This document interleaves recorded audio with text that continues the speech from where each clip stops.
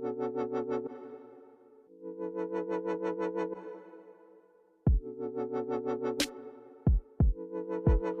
to the St Giles podcast. In 2022, we're celebrating our 60th year. That's 60 years of helping people to gain independence, to not just turn their lives around, but to empower each person we help to overcome adversity, including addiction, poverty, homelessness, and the criminal justice system. Not just for them, but for their families, children, and community too, and even helping others to do the same. In this podcast, we'll be talking to just a few of the people who helped St Giles turn so many pasts into positive futures. This episode, we're talking to Junior Smart about building relationships. Junior Smart is the founder of our SOS project and SOS Plus. The SOS project began with a single caseworker, helping young people in Southwark who were involved in serious violence and gangs. The project has since become London's largest, best-known gangs intervention project and has now extended nationwide.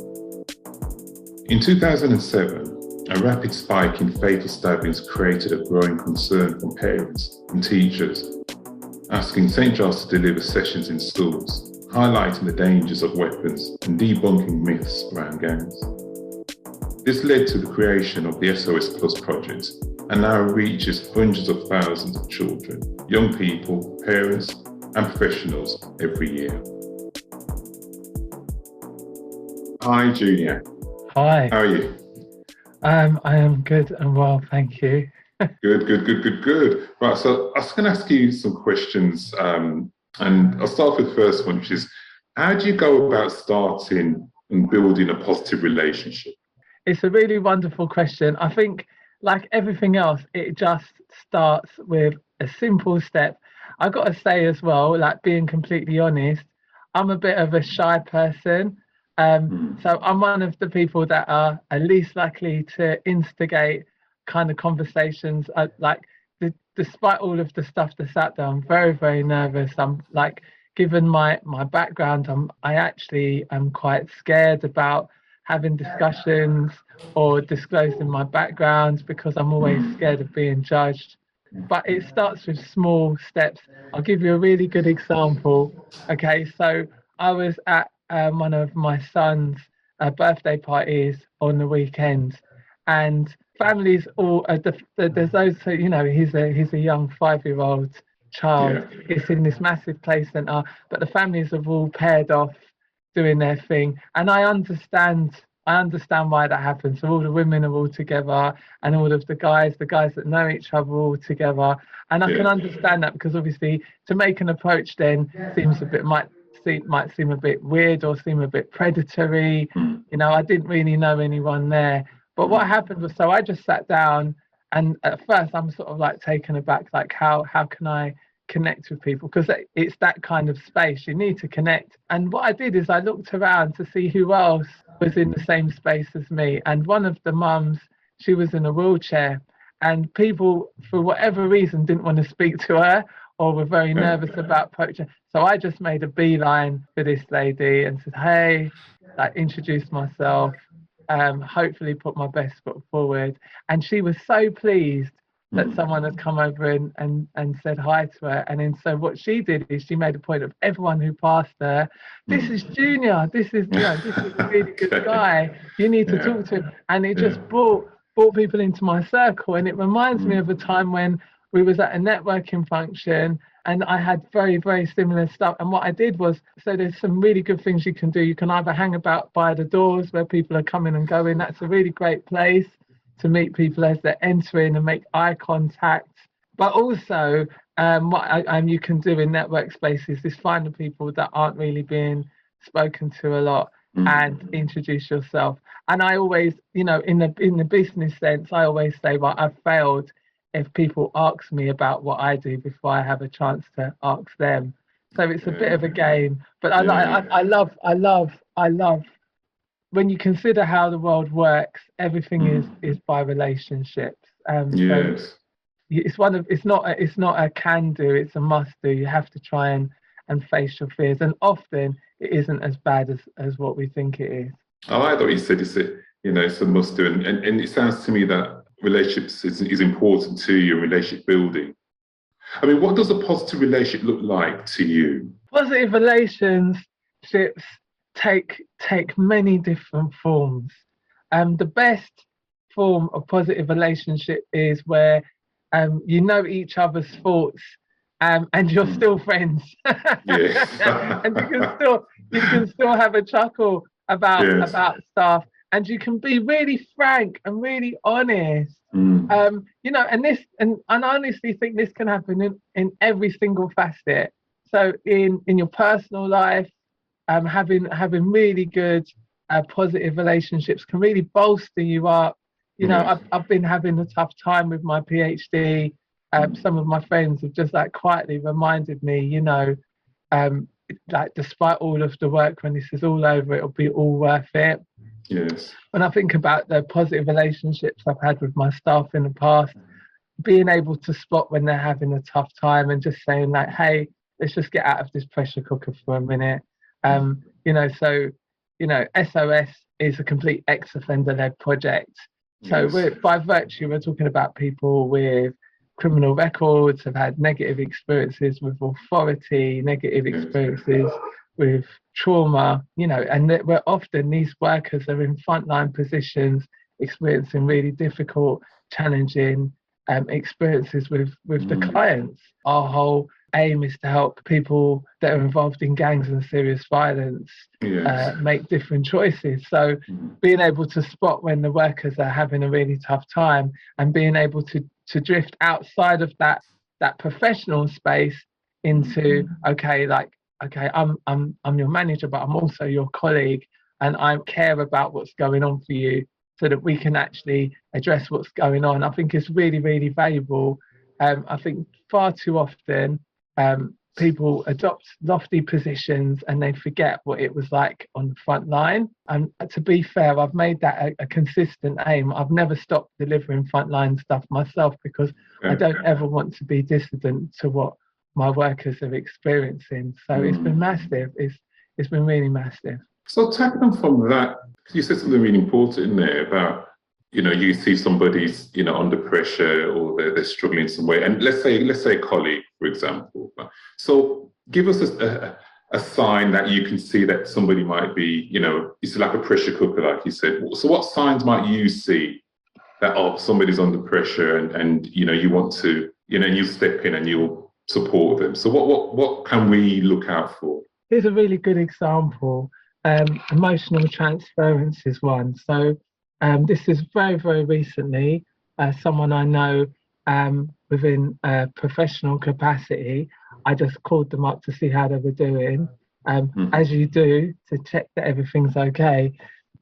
And I said, are you all right? And they said, yeah, I'm fine. And I always have that in my head, because I've worked with the young people, and yeah, I'm fine, and I'm good, and yeah, don't worry, it's throwaway statements. So I'm like, you sure? Are you really okay? And then it was just like they opened up a massive tap. They was like, yeah, they were going through this. One of the things I picked up in that conversation is they talked about 6 or 7 different things in literally a number of minutes. And at the end of it, they still said, I'm okay, really. And I'm like, you're not okay. You're really not. You're really not okay. Hey, let's have a virtual coffee. I couldn't get down to where they were. Let's just have a virtual coffee. And I honestly think it was because, by virtue, like, if you haven't seen it in the world right now, life is really challenging. Yes. You could be a worker in any position. You could be on a really nice salary. Problems are here to stay. Problems are absolutely here to stay. Yeah. And often we don't even know what we're made of until our back's up against the wall. People have got the drop on you. And by people, I mean energy companies, bills, children, how many workers out there have had issues very similar to our clients, and they don't know where to turn and who to speak to. And they think it's wrong to ask questions and to seek help in that, because they feel that they should be above it. Loads of parents as well have been contacting me with this element of blame. They blame themselves. They think that actually this is a shortcoming and a misgiving on them. They're good. They're trying everything they can do. And like I said, their back's up against the wall. They don't know where to turn, what to do.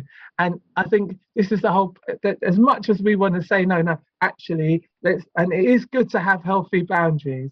Okay. We're a service, you're the parent, or, I'm the manager, you're a member of the staff. But yeah, we have to understand that relationships is what makes this thing work.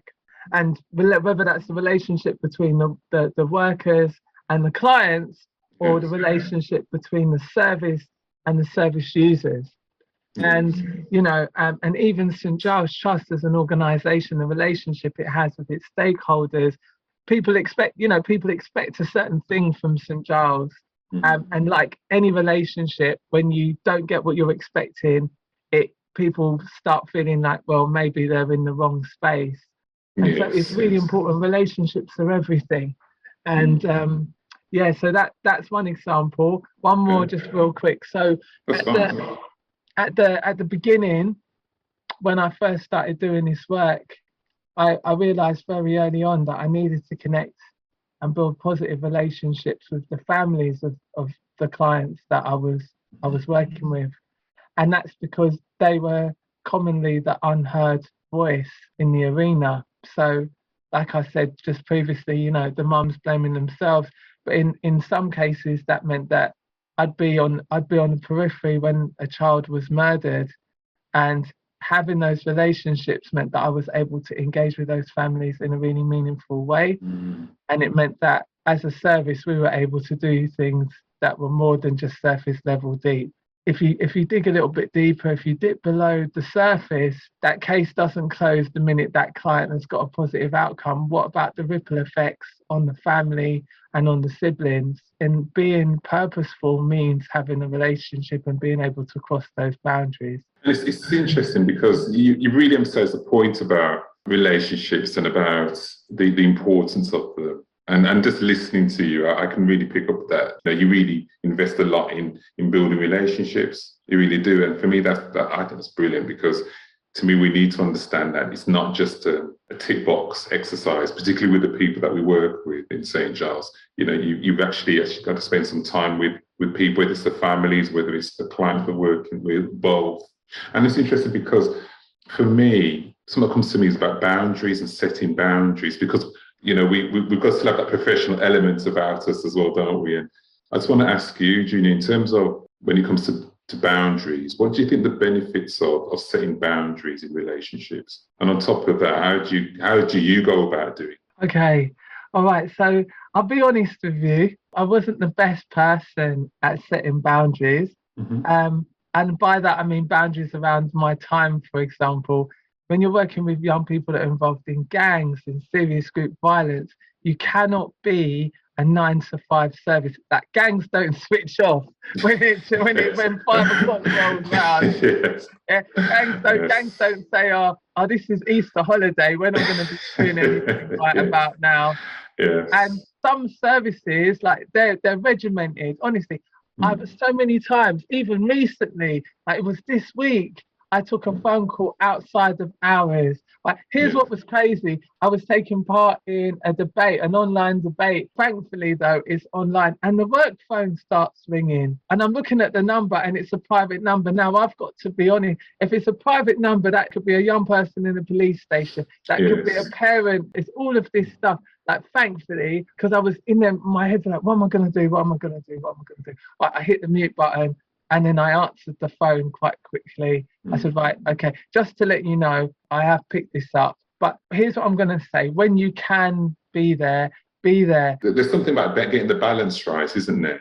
I'm just thinking back to some of my stuff. And, I've said to them that you need to have a cut-off time. But sometimes you might know that you've got a client of yours that just hasn't contacted you, but their track record is to contact you a little bit later.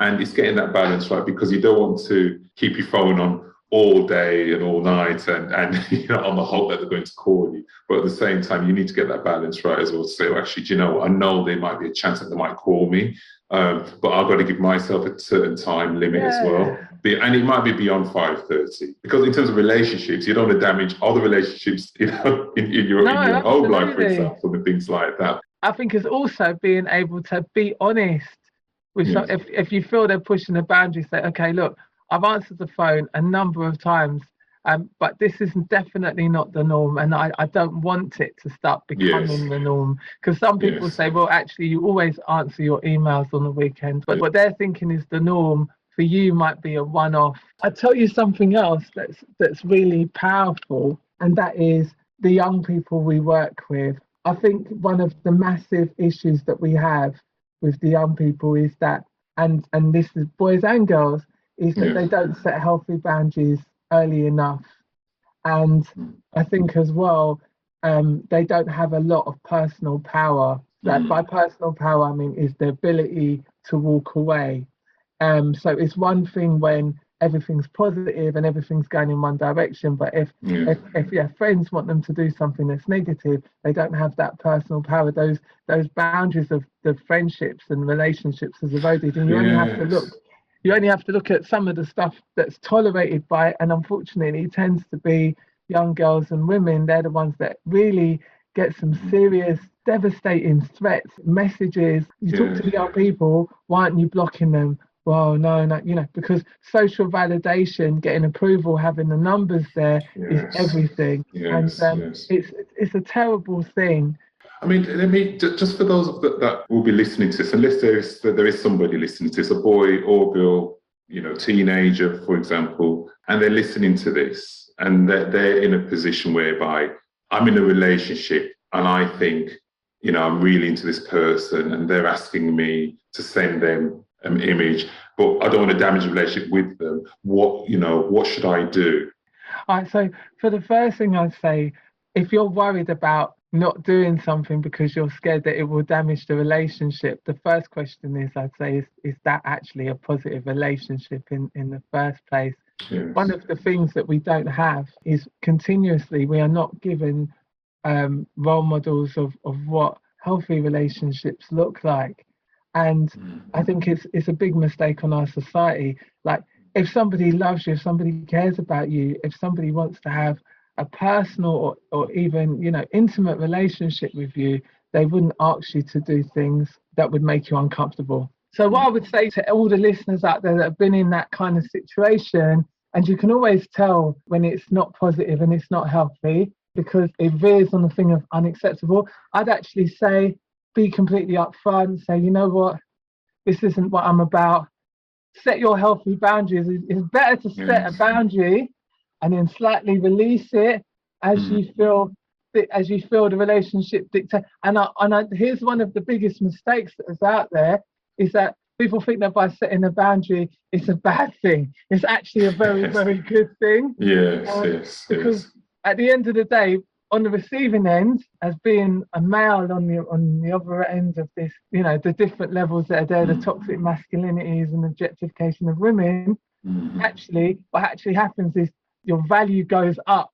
And it was the same thing on the road life. The people that have got the people that are very determined and very specific about what they accept and what they don't accept, people value them. The people that value their time, they're looked up at. It's not the opposite, you know. And if you lose relationships as a result of that, well, then they're not really worth keeping. What I would say to any female out there is there are so many avenues of support, and you're not going. I promise you're not going to be alone. So Google this up. There's loads of sites there. As for the guys, for all the guys out there should never be any drama, any problem, or any pressure. And the minute you feel that you're crossing into the line of applying pressure, making a drama about something, asking too many questions, making the person feel uncomfortable, you're definitely not on the right path. And there's loads of stuff out there, but there's a positive way and there's a negative way. And the negative way almost involves putting pressure, and that's just not cool. You made a connection as well with road life as well. So I've maintained healthy boundaries with my clients. A lot of people think, right, because I'm an ex-offender and I've got first-hand experience, that somehow I blur the boundaries between that when I'm talking with the clients. Never, Yes. absolutely Yeah. never. I want to stay where I am because Yes. I want them to see my reality. I don't want to be drifting into their, if I drift into their reality, we believe all of the lies that they are told, which is there's no opportunities out there, there's no way out of this, all of that stuff. And my side of it is a completely different experience. So, and that's what I want them to do. I want them to not aspire, because I don't see myself as like a kind of role model in that perspective.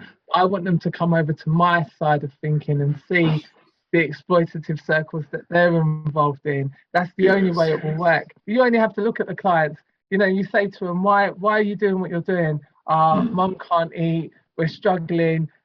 We like my little sister, she's not eating.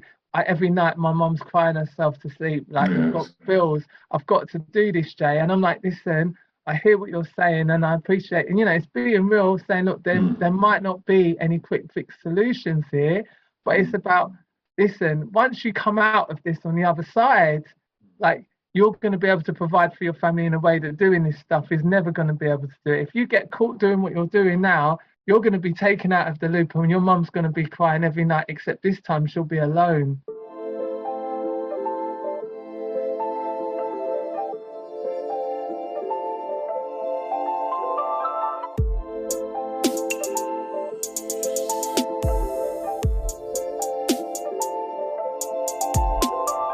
I just listening to you, for somebody to say to you, look, I'm going to have to do this, and it's not, and they know it's illegal, for example, there has to be an element of relationship there then, right? Because they must trust you in some shape or form to be able to say, look, I'm struggling here and I'm going to have to do this. And then for you to advise them, well, look, hold on, if you do that, this is what's going to happen. But for you to even have that conversation, there has to be some sort of relationship there in the first place. Yeah. And it's back to the first question, what makes a positive relationship? It's about being able to be transparent and be honest about one of the things I got to say about being, having come through the ranks of St Giles, being a frontline caseworker, is that I got to live in the rubbish disposals of everyone's lives. Like, I got to see them at their worst. It was said to me on road that each of us live according to our own conscience. We all live in the reality that we expect. I tell you what, I became so sensitive to the reality of the young people that we're serving, because their issues were everywhere. And I couldn't understand why people just couldn't see it. And this is the thing, like, we have to, like, when you're working with your clients, when you're working with your staff, it is about, you need to be able to be open and transparent about what's going on. That's the only place you're gonna, and it, whether or not a client decides to tell me the truth now or whether it's in the courtroom, it will come out eventually. And it's always better if, especially if they need the help, if it comes out prior to that. If it comes out prior, and this is having those upfront informal conversations at the beginning, saying, look, I can only help you as far as you'll let me in. And also, if they choose not to let you in, respecting that as a healthy boundary, but then saying to them, right, actually, the only downside to that approach is the situation's now got the drop on me. I'm limited by what I can do. It's about having those real sort of conversations. I mean, tying into that, another question for me is in terms of challenges, because I can sense there's some challenges in that when you engage in young people and trying to get them to hear what you've got to say. And I was going to ask you, what's the biggest challenges with relationship building, and how have you overcome them in the past? The biggest challenge around relationship building is time. As a consultant, somebody who works for St Giles, and I've trained different organisations, police, probation, social services. The biggest issue that they have is not a lack of will. Like, everyone we go into a session, everyone asks people, what's the big key question you want to have answered? People are saying, how do I get to these young people? How do I do this? How do I do it? They all want to know, okay, if there's a shortcut, please, let's have it.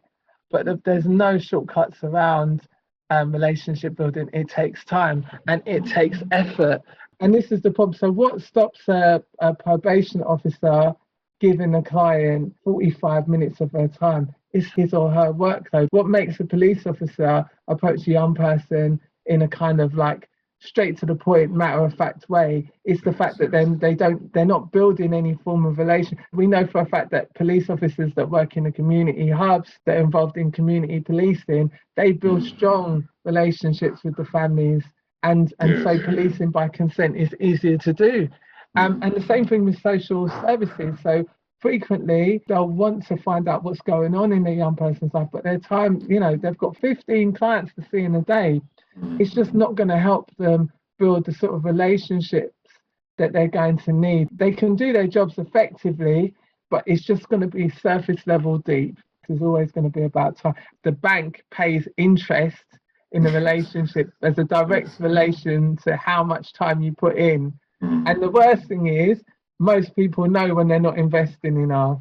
I see it in my son. I'm doing my PhD at the moment, and I can tell inherently when daddy and son time isn't happening the way it should. And it's a real fact of the world we're living in, but it doesn't mean that we can't do better. No, absolutely. I like your positivity because you're right. We can do better, and relationships are difficult, and it's investing what you can, invest in time. I mean, use the analogy with the bank, the interest, there might be some people out there thinking, what interest, but they might say that in terms of what interest in terms of my relation and what interest from the banks, they might be saying in those two contexts. But I just want to ask you, in terms of relationships, can you think of a relationship that you're proud of? I'll tell you. Okay, so there's a lady that's really close to me. When we started the work, SOS, the original model was that we started in prisons, and we supported them into the community. And, it's ex-offender led. I was very, talk about relationships. It was the relationships that I forged in prison as a serving inmate. I got to know a few of the governors quite well, and they were the ones that immediately said, okay, Junior Smart will allow him to come into the prisons. And it was just under governor's discretion. We only came across the problems when we tried to roll that out, and it was other inmates that didn't have those relationships when they started closing the doors that we realized how important that was. But so I was working with her son in custody. I'm building relationships with the mum and the family, the same I was doing for lots of different families. And shortly after he gets released, the younger sibling of that family gets murdered. And it wasn't for, the police did their due diligence. It wasn't through gangs. It was actually through school rivalry. Right? So somebody was carrying a knife from a rival school, saw him and decided to stab him repeatedly. This happened less than 500 yards away from his front door. I was absolutely mortified. And I got in touch with, me and the mum had connected anyway. But I'm really, really proud of that relationship because it's maintained over time. I helped her. She set up a foundation for her son. She joined us on SOS Plus coming into the schools. I'm telling you, we were dealing with some of the most difficult, hardest to reach children. She would speak and you would hear a pin drop. This lady totally giving and just very, very powerful. And I'm very, very honoured to know this lady. At the time, being new to this stuff, I could have done the surface level stuff. It was terrible what happened. I felt for the mum. I felt for what was going on. But I allowed myself to really engage. And I honestly, I think people don't realise that you see the headlines, this child's dead, that person's dead. We don't allow ourselves, probably because we're scared of what it would mean if we did, to engage with the full levels of emotion. Let me tell you, when her son was murdered, I'm speaking to the mum and it was unconsolable tears. Like there was nothing I was going to be able to say. And I just listened. And it was such a point that when it came to her son's funeral, she refused to go along to her son's funeral. Part denial, she said, Junior, I did not raise a child for 14 years to have that life. Think about, she then went on to tell me, hearing him speak for the first time, going to school, seeing him become a success, and all of that to just be ended. And in the person who took her son's life also would have had a family and didn't come into the world by accident. We're going to be at a point soon where this boy will be released, and it will be about how we engage with that on an interpersonal level. But yeah, I'm so proud of that, and I'm, she's just wonderful. Just one of the best people. Some people I can't even begin to imagine what that parent's going through or what they went through at the time, losing their son the way that they did. And we forget, don't we, sometimes the things that, you're not going to see them grow. You're not going to see them go to university. You're not going to see them get a job or have a relationship because of what's happened in the blink of an eye. And sometimes we see those headlines, young person stabbed.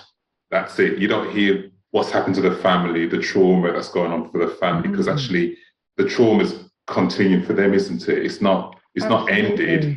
Every birthday I contact her, every Christmas I contact her. There's loads of other events that happen through the year that he's not present for, but I'm telling you, she feels it. She feels it 100%. And how dare us as a society minimize and diminish the seriousness of that? These are children. These are absolutely children. Even to the knock-on effect on the older boy came out of custody. He blamed himself. He then took himself off to a different country because it had nothing to do with him. But it was just a case of right, if we wasn't there, if I wasn't in custody, I would have been there with my brother. And he was sort of saying he would rather, he would have, goodness knows, I don't want to put words into his mouth, but all of that stuff was happening in the backdrop. And Christmas, birthdays, summers, winters. The last time I went round to see where she lived, her son's room is still untouched. Really? Still untouched.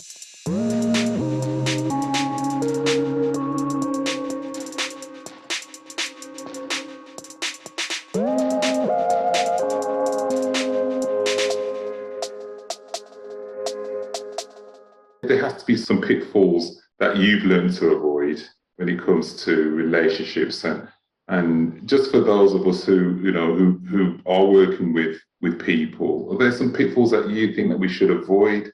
I'll tell you something that I've learned, right? So I've got an acronym, like it's HALT, HALT.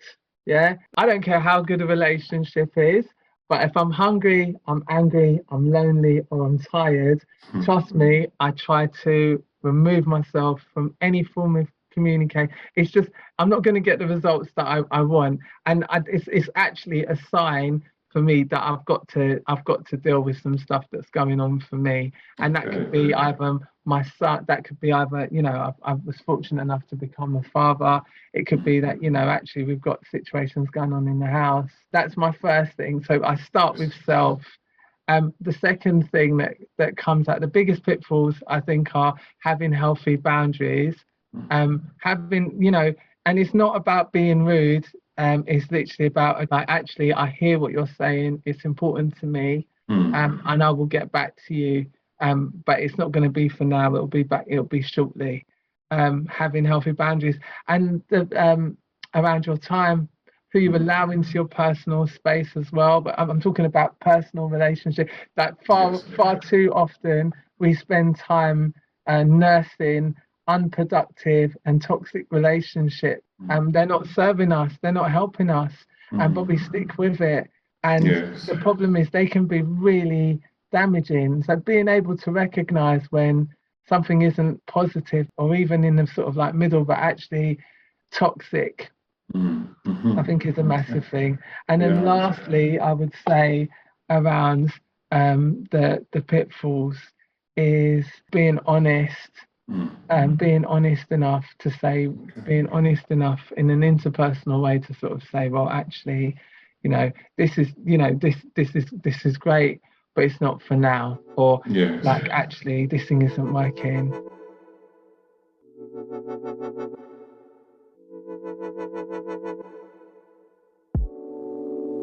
Thank you for listening to our first episode of the St Giles podcast. If you're not already subscribed, please do so and you'll hear all of the amazing episodes we've got coming out this year as soon as they're released. A huge thank you to our guests for this week, Junior Smart. If you want to find out more about the work we do or about how you can get involved and donate, visit stgilestrust.org.uk.